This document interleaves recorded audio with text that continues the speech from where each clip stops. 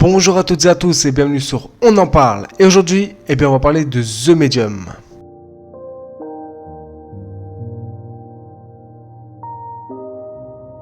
The Medium est un jeu d'horreur psychologique développé par Bloober Team et sorti en janvier 2021.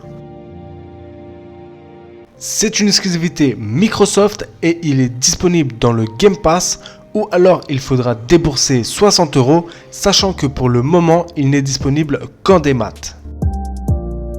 Ce n'est pas pour rien si Microsoft a choisi le studio polonais pour la première exclue de leur catalogue. Bloober Team est le petit studio qui monte tout doucement depuis 3-4 ans, avec un genre bien spécialisé, les jeux d'ambiance psychologique. The Medium est un projet de longue date et le plus gros projet du studio à ce jour. A la base, il devait sortir en 2012 sur Xbox 360, PS3 et Wii U, mais faute de meilleure technologie, il sortira 9 ans plus tard.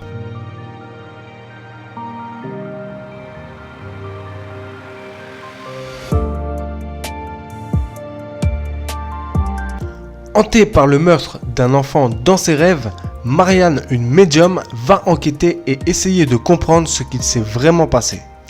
Grâce à ses pouvoirs de médium, Marianne peut entrer dans le monde des esprits en même temps que le monde des vivants. Alors, que vaut cette première exclusivité Microsoft ?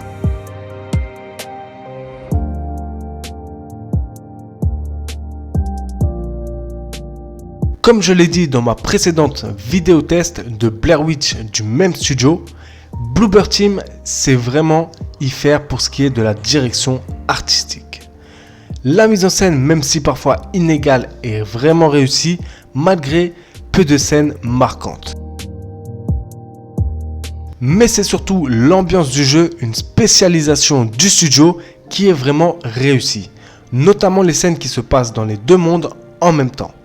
D'ailleurs, le monde spirituel est vraiment bien foutu avec un univers malsain et glauque.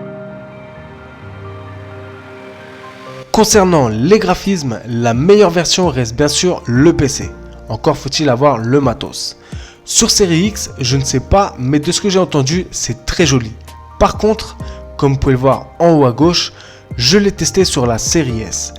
Et les graphismes sont très inégaux.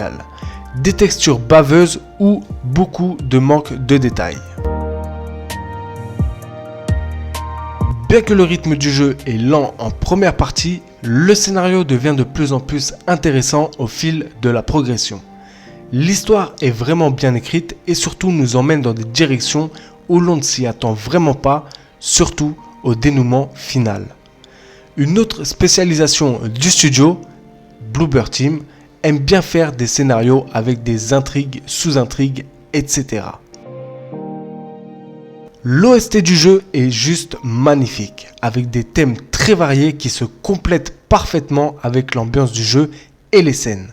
Entre musique stressante, dynamique ou même tout simplement de simples bruits, les compositeurs font vraiment ressentir l'ambiance des scènes que l'on voit. Et oui, ce n'est pas un, mais deux compositeurs qui se sont chargés de marquer le plan physique et spirituel.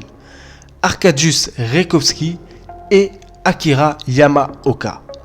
Ce dernier est tout simplement celui qui a composé les musiques de la franchise Silent Hill.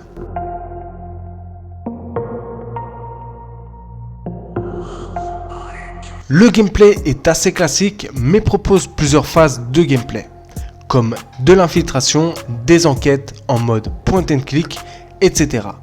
Par contre, il n'y a pas beaucoup d'action, surtout dans la première partie du jeu.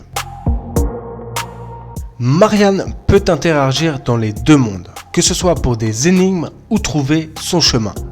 Elle dispose aussi de pouvoirs sous forme d'énergie qu'il faudra régénérer grâce aux fontaines spirituelles. De plus, elle dispose d'une vision qui permet de trouver des objets ou des indices invisibles à l'œil nu. Pour en savoir plus sur le scénario, nous avons des documents et des dessins à trouver. De plus, en touchant certains objets, Marianne a des échos de ce qui s'est passé avec des images, des enregistrements, etc. À certains moments du jeu, Marianne peut mettre son corps réel en pause et contrôler seulement le corps spirituel pour résoudre des énigmes ou tout simplement avancer dans le jeu. Mais attention, c'est seulement pendant un temps limité, sinon c'est la mort. Il y a aussi des miroirs qui servent de passerelle entre le monde réel et le monde spirituel.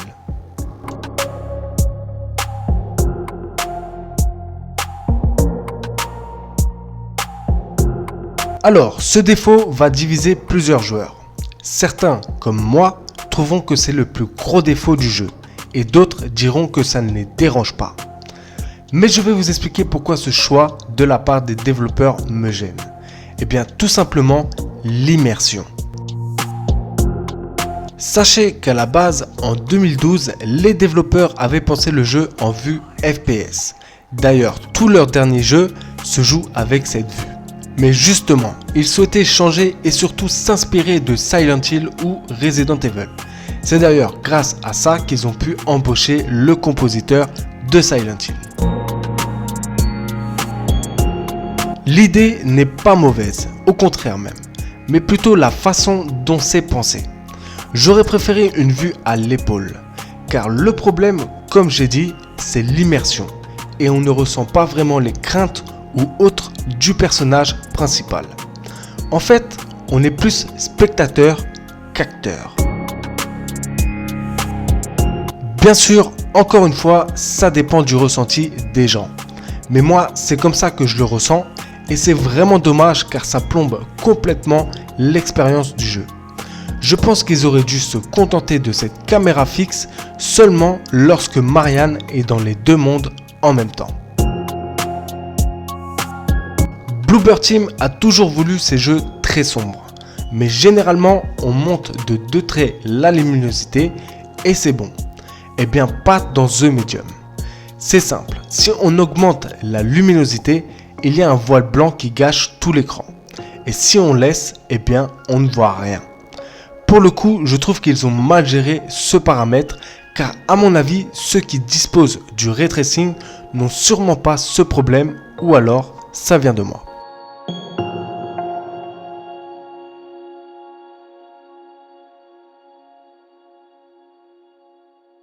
Bon, je ne vais pas vous mentir, mais à un moment du jeu, c'est-à-dire à peu près au milieu, je voulais lui mettre comme appréciation moyen. Mais plus j'avançais et plus je lui trouvais certaines qualités.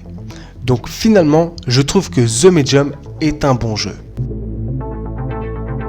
Le pire dans tout ça, c'est qu'il aurait pu être excellent, mais sa caméra gâche complètement l'immersion et l'expérience de jeu. C'est vraiment un mauvais choix des développeurs car tout y est. L'ambiance, le scénario, la musique et beaucoup de bonnes idées. Encore une fois, c'est un jeu qui ne plaira pas à tout le monde, un savoir-faire du studio. Mais outre ces défauts cités, nous avons un bon scénario avec une ambiance comme sait si bien le faire Bloober Team. Mais un conseil, prenez le Game Pass pour y jouer. Comme ça, vous serez sûrement moins déçus. Voilà, la vidéo se termine et j'espère que vous avez apprécié cette vidéo. Et bien sûr, si c'est le cas, eh bien likez, ça fait toujours plaisir. Si vous avez des choses à dire, laissez un petit commentaire. Et bien sûr, si toi qui vois cette vidéo qui n'es pas abonné à ma chaîne, je t'invite à t'abonner, c'est une chaîne polyvalente. Sur ce, moi je vous dis à bientôt pour de nouvelles vidéos. Prenez soin de vous. Au revoir.